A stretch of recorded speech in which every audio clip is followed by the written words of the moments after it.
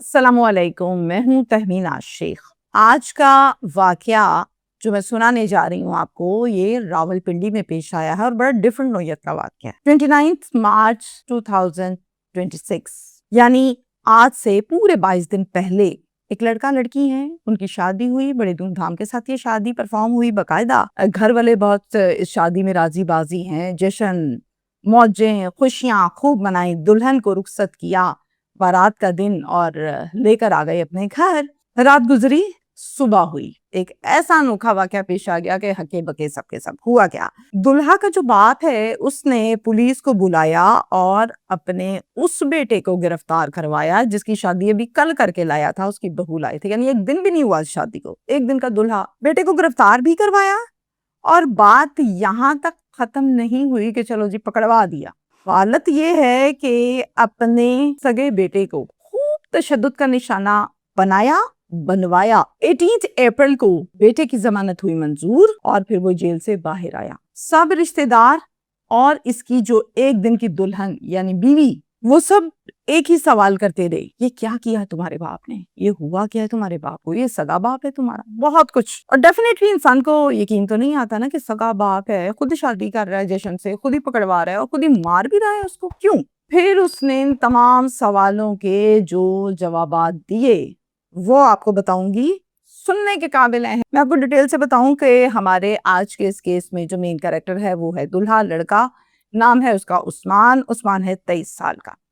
जो इसकी दुल्हन है, जो इसकी बीवी है, उसका नाम है मेमूना और मेमूना है 20 साल की। दोनों एक दूसरे को बहुत पसंद करते थे और ये मामलात 2 साल चले। फिर फाइनली दोनों ने फैसला ये किया कि अब शादी कर, और फिर शादी के लिए अपने अपने घरों में इन दोनों ने बताया। उस्मान की बेहतरीन अच्छी जॉब भी लग गई, कद काट भी अच्छा था और फैमिली भी, अपना मकान था, खाती पीती थी। मेमूना ने भी अपने घर में सब कुछ बताया तो मेमूना की फैमिली को उस्मान पर कोई एतराज नहीं था। उन्होंने कहा ठीक है, लड़का हमें पसंद है, हम करते हैं शादी आपकी पसंद की।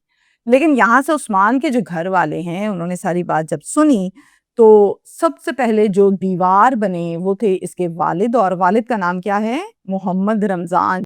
इन्होंने कहा उस्मान साफ सुथरा मेरा जवाब है तुम्हें, चिट्टा इनकार। तुम्हारी बातचीत रिश्ते की मैं ऑलरेडी कर चुका, जुबान दे चुका। मेरा जिगरी यार तुम लोग जानते हो उसकी बेटी के लिए कि मैं उसको बनाऊंगा अपनी बहू, ये मैं बता चुका हूँ उनको और जुबान दे चुका हूँ, मैं अपनी जुबान से नहीं हटता। बेसिकली जो रमजान है ना, वो बाय नेचर एक इंतहाई तल्ख मिजाज, खुश्क मिजाज और अड़ियल जिद्दी इंसान है। कहता है उस्मान, अब्बा आपने जुबान दी, बातचीत करके बैठे हुए हैं, हमें बताया आपने, हमें तो कभी जिक्र भी नहीं किया। कहता है मैंने कहा था कि जब वक्त आएगा तो मैं बता दूंगा, मुझे क्या पता कि तुम अपने फैसले भी खुद करने लगोगे और इतने बड़े हो जाओगे कि मुझसे आगे निकल जाओगे। वो ऊपर से पढ़ रहे हैं। अब होता क्या है, उस्मान अपने बाप को कहता है अब्बा मुझे पसंद है मेमूना, मैंने उससे शादी करनी है, आप क्यों करते हैं मेरे साथ ऐसा, मैं नहीं किसी और से शादी करके खुश रह सकता, आपको मेरी खुशी अजीज है या अपनी जबान। आप कहता है शादी नहीं होनी मेमूना से। उसके बाद क्या होता है, ये दोनों आपस में जब बातचीत करते हैं कि भाई, उस्मान कहता है कि भाई मेरी फैमिली कोई नहीं राजी हो रही, अब्बा मेरे जो हैं टोटली मेरे खिलाफ हुए हैं, शुरू से हमारे साथ ऐसे ही करते हैं। मेमूना कहती मेरी तो फैमिली राजी है, अब क्या करना है बताओ तुम। फाइनली फैसला क्या होता है कि पहले तो तुम अपने अब्बू को मनाओ, अगर ना माने फिर हम कोर्ट मैरिज कर लेंगे। 17 सितंबर को 2025 में दोनों ने कोर्ट मैरिज की और फिर उस्मान ने लिया किराए का मकान, वहां पर लेकर गया अपनी बेगम को, जिंदगी स्टार्ट। उस घर में मेमूना की फैमिली आती जाती थी, मिलती मिलाती थी, जबकि उस्मान की फैमिली नहीं आती थी। उस्मान के बाप रमजान को पता चला कि बेटे ने कोर्ट मैरिज भी कर ली है और बस, तो उसने कहा कि मेरा जीना मरना खत्म, ये मेरा बेटा नहीं है, खत्म हो गया मेरा इससे रिश्ता नाता। अपनी बेगम को कहा, यानी उस्मान की माँ को, तुमने मिलना है क्या इससे? कहती नहीं, जहाँ आप खड़े हैं वही मैं खड़ी हूँ, माँ है ना, मजबूर है। कहता है बस ठीक हो गया, ये मर भी जाए तो मुझे बताना नहीं।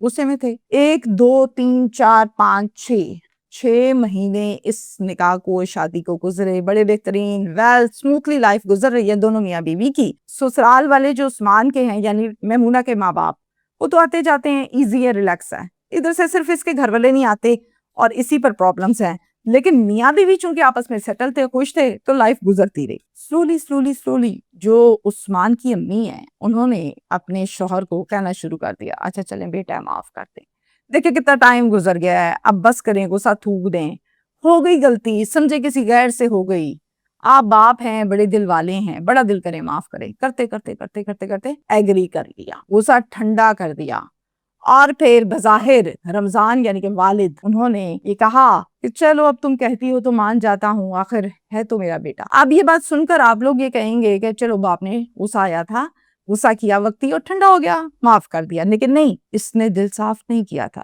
یہ منافق آدمی تھا، اس کے اندر کچھ باہر کچھ۔ اب جناب اسٹوری میں ٹوسٹ یہیں سے آیا، کیا ٹوسٹ ہے سنیں۔ والد نے دل تو صاف نہیں کیا تھا، اس نے تو گرج نکالنی تھی۔ اب وہ جو گرج تھی نا، وہ نکلی کیسے؟ وہ ایسے نکلی کہ اس نے ایک پلان بنایا۔ کیا پلان بنایا میں آپ کو بتاتی ہوں، سنیں۔ 16 مارچ کو جو ان کو متعلقہ تھانہ لگتا ہے اس کا نام ہے وارث خان، وہاں پر جا کر ایک پرچہ درج کروایا، یہ پرچہ نامعلوم درج کروایا اور یہ پرچہ چوری کا درج کروایا، اور چپ کر کے گھر آ گیا، کسی کو کانو کان اس پرچے کی خبر نہ ہوئی۔ ماں نے فون کیا اپنے بیٹے کو اور کہا کہ میں نے تیرے باپ کو ایزی کر لیا ہے، اس کا غصہ ٹھنڈا ہو گیا، اب تو بیگم کو لے آ، اپنے باپ سے آ کے معافی مانگ، گلے لگ، ختم ہو جائے گا، پھر اس کے بعد تو نے یہیں پہ رہنا ہے، چھوڑ دے کرائے کا گھر۔ کہتا ماں چلو صحیح ہے، خوش بھی ہو گیا۔ عثمان آیا، باپ سے گلے لگ کر زور زور سے رونے لگا، با معاف کر دو۔ باپ نے کہا میں نے معاف کر دیا تو تجھے سینے لگایا، نہیں تو لگاتا ہی نہ، ختم بات چیت، کھپکی دی، پتر ہے تو میرا، بازو ہے تو میری۔ سب کو لگا شکر ہے اللہ کا، معاملہ ختم ہو گیا، چلو واپس آ کے اپنے کمرے چ رہ۔ پھر میمونہ اس کی فیملی وہ آئی، دونوں فیملیز مل کر بیٹھی اور انہوں نے کہا کہ بچوں نے کر لی تھی، یہ گھر کی بات ہے، گھر میں ہے ابھی تک۔ ایک برادری کو مین لوگوں کو بلاتے ہیں، ایک ایونٹ کرتے ہیں شادی کا، جس میں ہم باقاعدہ طور پہ ان دونوں کی شادی کریں، رخصت ہوگی، اپنے گھر آ جائے گی، عزت رہ جائے گی برادری میں۔ دونوں فیملیز اس بات پر ایگری ہوئیں، اور پھر ایگری ہونے کے بعد میمونہ جیسے ایک قواری لڑکی ہوتی ہے، ماں باپ کے ساتھ رہتی ہے، اس طرح سے ان کے ساتھ واپس چلے گئی کہ بس اب دلہن بن کے شادی ہوگی اور ایونٹ کے تھرو پراپر ایک جو ہوگا اسی میں رخصت ہوں گی، آ جاؤں گی، کسی کو پتا بھی نہیں چلے گا۔ وہ چلے گئی اپنی فیملی کے ساتھ۔ 29 مارچ کو باقاعدہ یہ ایونٹ ہوا شادی کا، دلہن بنی، رخصت ہوئی، شوہر کے ساتھ اس کے گھر آ کے رہنے لگی، یعنی عثمان کے والد کے گھر۔ رات گزری اسی گھر میں۔ اگلے دن یعنی 30 مارچ کی صبح صبح والد صاحب محمد رمضان کال کرتے ہیں پولیس کو، تھانہ وارث خان میں، اور ان کو بلا لیتے ہیں۔ وہاں سے نفری آ جاتی ہے گھر ان کے۔